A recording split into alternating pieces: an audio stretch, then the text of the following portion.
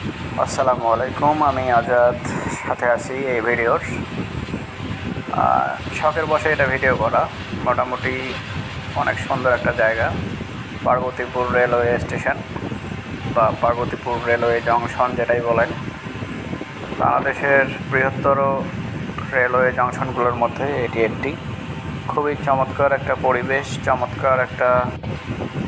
এটা খুবই চমৎকার একটা স্টেশন। উত্তরবঙ্গের প্রাণকেন্দ্র বললে ভুল হবে না, পার্বতীপুর রেলওয়ে জংশন। আমার পাশেই দেখতে পাচ্ছেন অনেকগুলো ট্রেন দাঁড়িয়ে আছে। এগুলো হলো যে মালবাহী ট্রেন। আর এই মালবাহী ট্রেনগুলোতে বিভিন্ন জায়গা থেকে মালামাল নিয়ে আসা হয় বাংলাদেশে।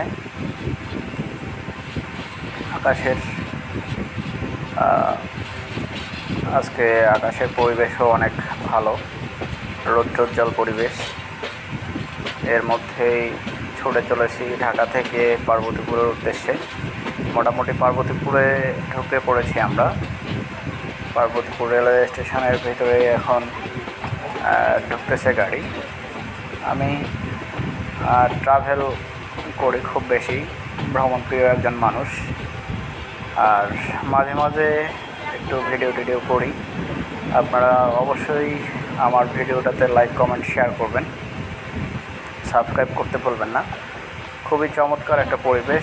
যারা এখনও পার্বতীপুর রেলওয়ে স্টেশন বা জংশন দেখেননি, আপনারা এসে দেখতে পারেন। পার্বতীপুর রেলওয়ে জংশন একটা খুবই চমৎকার প্লেস, খুব চমৎকার একটা জায়গা।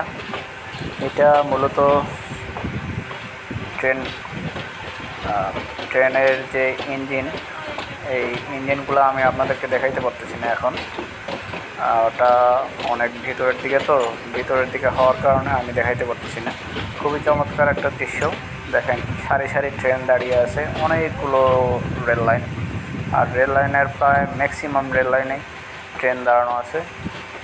বেশিরভাগ ট্রেনই হলো যে মালবাহী ট্রেন, প্লাস হলো আপনার লোকাল ট্রেনগুলো দাঁড়িয়ে আছে, বগিগুলো দাঁড়িয়ে আছে। এখানে এইভাবে সারিভাবে দাঁড়িয়ে থাকে বাংলাদেশের রেলওয়ের বিভিন্ন ট্রেন। আমি পার্বতীপুরে নামবো, নামার পরে সৈয়দপুরের উদ্দেশ্যে রওনা হব। ভালো।